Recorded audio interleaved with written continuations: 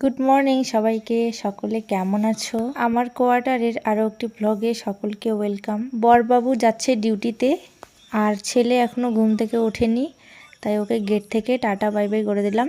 এবার গিয়ে বাকি কাজগুলো আমি শুরু করে দেব। কোয়ার্টারে কিন্তু রবিবার ছাড়া প্রত্যেকটা সকালেই আমার ঠিক এইভাবেই কাটে। সকালে উঠেই তাড়াহুড়ো করে ওকে ব্রেকফাস্ট বানিয়ে দিই, তারপর ও খেয়ে যায় ডিউটিতে। তারপর ছেলেকে নিয়ে আমি সমস্তটা আস্তে আস্তে করি। বেশ কদিন ধরেই ভাবছি কার্পেটটা ধুয়ে দেব, তো আজকে একটুখানি কাজ কম আছে হাতে, তাই ভাবলাম আজকে কার্পেটটা ধুয়েই দিই। তোমরা কি একটা জিনিস লক্ষ্য করলে? ছেলে কিন্তু আমাকে পুরো ভিজিয়ে দিল।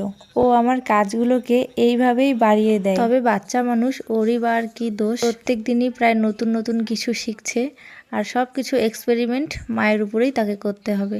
এই হলো ব্যাপার।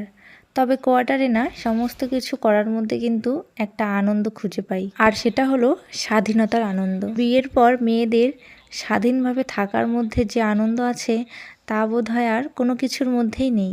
তো যাই হোক, পিচ্চিটাকে নিয়ে কিন্তু কাঁঠাল কাটতে বসে পড়েছি। ওকে ছেড়ে তো কোনো কাজ করার উপায় নেই, কারণ ও তো সারাদিন আমার সঙ্গে আটার মতো লেগে থাকে। যাই হোক, এই এঁচোড়টা দিয়েছে আমার পাশের কোয়ার্টারের বান্ধবী। ওদের গাছে না প্রচুর কাঁঠাল হয়েছে, তো সেখান থেকে আমাকে একটা দিয়েছে, আর সেটা কিন্তু আমি কাটছি। এটা বানাবো মেটে দিয়ে। ও হ্যাঁ, তোমাদের একটা ইম্পর্টেন্ট কথা বলি।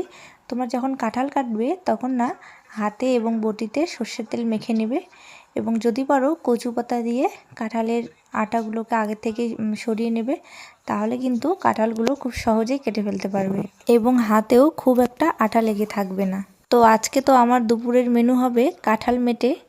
তো তোমরা এই সিজনে কে কে এঁচোড় খেয়েছো আমাকে কিন্তু জানিও। টাটা।